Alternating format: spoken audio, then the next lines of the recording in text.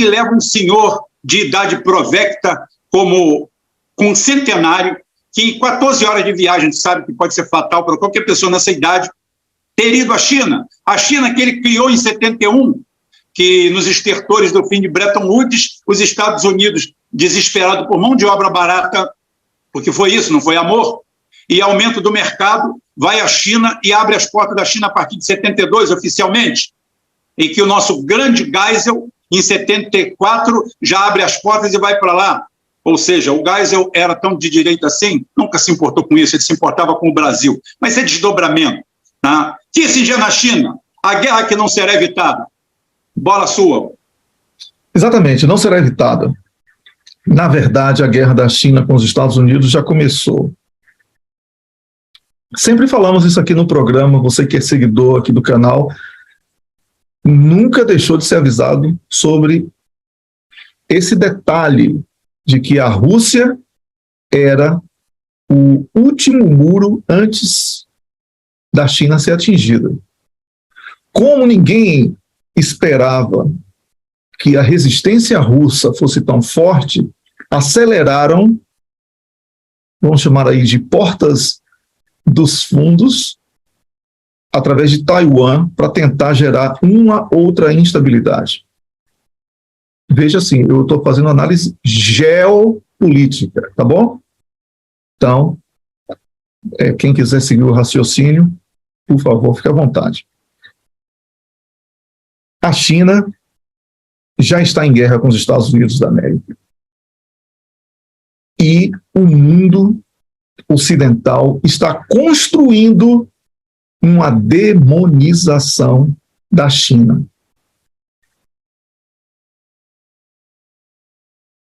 E isso terá consequências terríveis para diversos países, especialmente na América Latina, no leste europeu e no continente africano. Como eu tenho tentado fazer esse alerta há muito tempo, o Rubem faz diariamente, quase que diariamente. O nosso alerta vai no sentido de dizer o seguinte: o BRICS seria o melhor caminho para a pacificação do planeta. Porque iria unir a indústria de China e Índia, o potencial bélico de Rússia, China e Índia, a capacidade de competitividade da África do Sul e do Brasil, não é? E nós iríamos formar um mundo bem melhor para todo mundo. Mas a África do Sul está sofrendo, por exemplo, e isso é pouco reportado, graves problemas no abastecimento de energia elétrica. Você que está me assistindo sabia disso? Pois é, sabe por que estão fazendo isso? Para derrubar o governo que está aí, porque ele é pró-Rússia, porque querem tirar a África do Sul dos BRICS, dos países membros dos BRICS.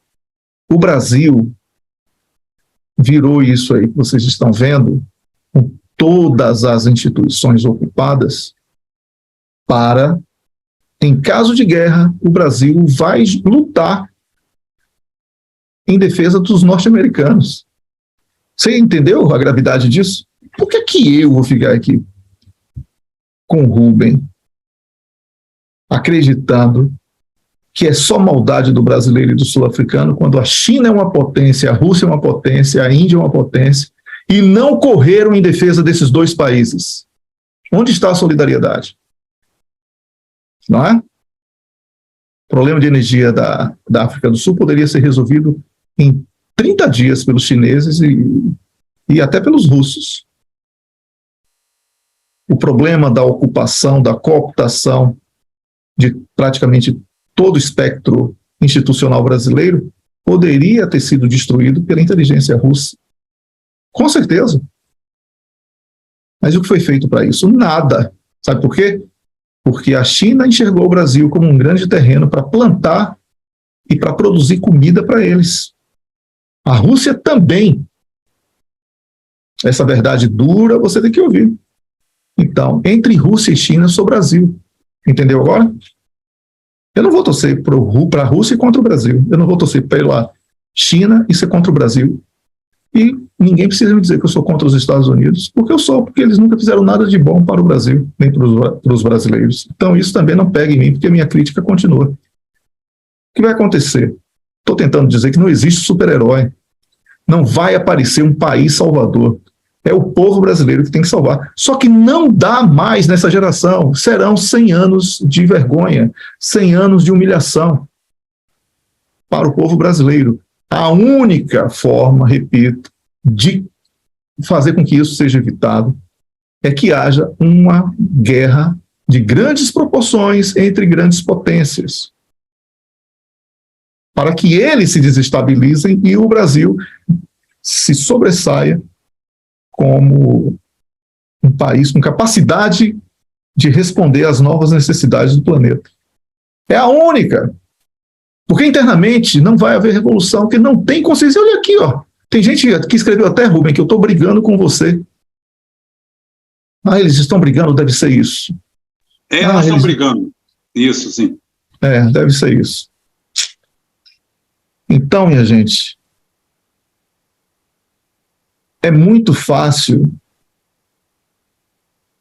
dizer que é pró-Rússia e pró-China e que eu estou virando casaca, isso e aquilo. Quando você não quer enxergar que o brasileiro está sozinho, dentro e fora. O brasileiro hoje é um povo escravo. Eu falava há 5 anos, quem acompanha meu trabalho em redes sociais, eu falava, com todo respeito ao Congo, eu falava que nós viveríamos a congolização do Brasil. Essa expressão eu cravei lá atrás. A congolização do Brasil. Quem acompanha meu trabalho sabe que eu alertava para esse risco. Eu aprendi geopolítica com o maior nome da geopolítica do Brasil, falecido Luiz Alberto Muniz Bandeira. Conversei com ele durante 1 ano e 6 meses, todos os dias, sobre geopolítica. Aprendi muita coisa, inclusive a fazer essas leituras com antecipação, por causa dos movimentos que estão aí. E, lamentavelmente, nós estamos aqui para dizer que a Terceira Guerra Mundial pode já ter começado, porque não vai ter um anúncio oficial, não vai aparecer um apresentador de televisão para dizer boa noite, está começando agora a Terceira Guerra Mundial. Não vai ter isso não, minha gente. Veja como foi que começou a Primeira Guerra Mundial, como foi que começou a Segunda Guerra Mundial. Para você entender, nós falávamos sobre os riscos da Polônia ganhar corpo por culpa da Rússia. Quantas vezes falamos isso aqui, Rubem? Que a Polônia estava se estirando muito. A Polônia agora tem arma nuclear lá. É suja? É, mas tem arma nuclear. Certo? Está acontecendo. Não é um erro da Rússia? É. Por quê? Porque deveria ter sido dura. Deveria ter mostrado força e inibir. Foi assim que surgiu Hiroshima e Nagasaki. É errado, é tudo de ruim aquilo que aconteceu. Mas do ponto de vista militar, os norte-americanos conseguiram os objetivos, não foi isso? E por quê? Só os norte-americanos têm que conseguir, porque eles tiveram coragem de fazer uma catástrofe daquela. Rússia e China acreditam na bondade ocidental. Eu perdi esse encanto e eu moro aqui na Europa.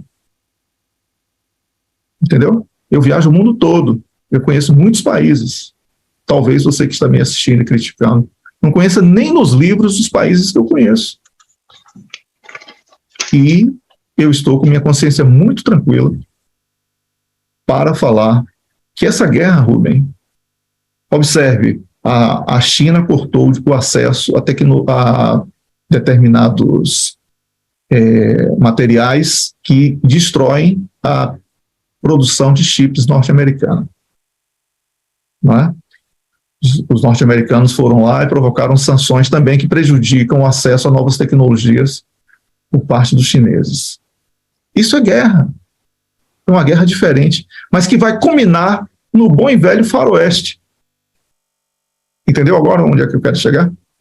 E eu não estou aqui para alimentar esse tipo de coisa.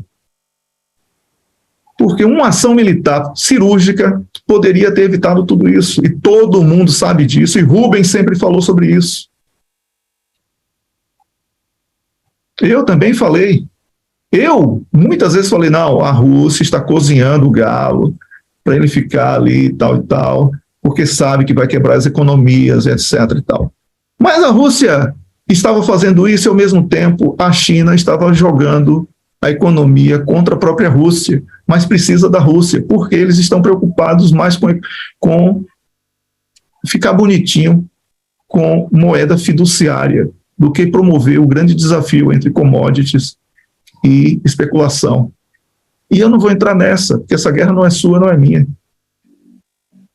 Isso é isso que está acontecendo. Tem alguém que escreveu ali, transformaram a Ucrânia no Vietnã, Rubem. É o seguinte, a Ucrânia é o Vietnã da China, Rússia e do Ocidente. É o Vietnã de todo. Só tem perdedor. Só tem perdedor, é isso que eu estou tentando dizer aqui. Por que é que eu vou entrar nessa? Vocês não estão vendo o que é que está acontecendo na política brasileira, na política da Argentina. Vocês não estão vendo isso? O que está acontecendo no Brasil com a Operação Roma aconteceu no Ocidente inteiro. O Wellington não recebe metade das comunicações internacionais em Estocolmo. Há um cerceamento à liberdade no mundo inteiro. Hoje, talvez, um dos países mais livres do mundo seja a Coreia do Norte, porque tem a mesma liberdade que tinha antes. Se era pouca, era pouca. Se era muita, era muita. A nossa foi totalmente cerceada. Tá? Você está vendo aí. O direito de ir e vir está sendo tolhido. E depois, aí inventaram de uma hora para outra, agora, do nada, do nadão. Tem um cara que fala isso aí, um baiano, tem que ser baiano. Do nada, do nadão, inventaram. Os Estados Unidos, que nunca quis falar em seres espaciais, não tem outra palavra. Discovery, History Channel, NetGeo, todos os canais só falam em extraterrestres. Por quê? Para encobrir a cagada daqui. Chamam vocês para esse tipo de discussão. E agora só se fala em inteligência artificial, uma coisa que não existe. Programação multilateral com N portas seriais é uma coisa. Inteligência artificial é outra. Você pega uma criança de 6 anos de idade, você dá um monte de informações para ela, ela fica ali brincando com aquilo. Daqui a pouquinho você pega um ovo de codorna e joga no meio, ele fala, isso aqui é um ovo de codorna. A criança tem 6 anos de idade, não sabe ler nem escrever. Com 5 anos de idade. A minha neta, que tem 4 anos de idade, fala, isso aqui é um ovo, vovô. A inteligência artificial, se não tiver programado um ovo, ela não reconhece o ovo. Então não tem inteligência nenhuma. Existe programação com portas seriais multilateral. Só isso. É um PLC aprimorado. Só isso. Mas começou a virar conversa. E todo mundo repete, já virou verdade. Todo mundo já cacareja. Daqui a pouquinho, culpado sou eu e o Wellington.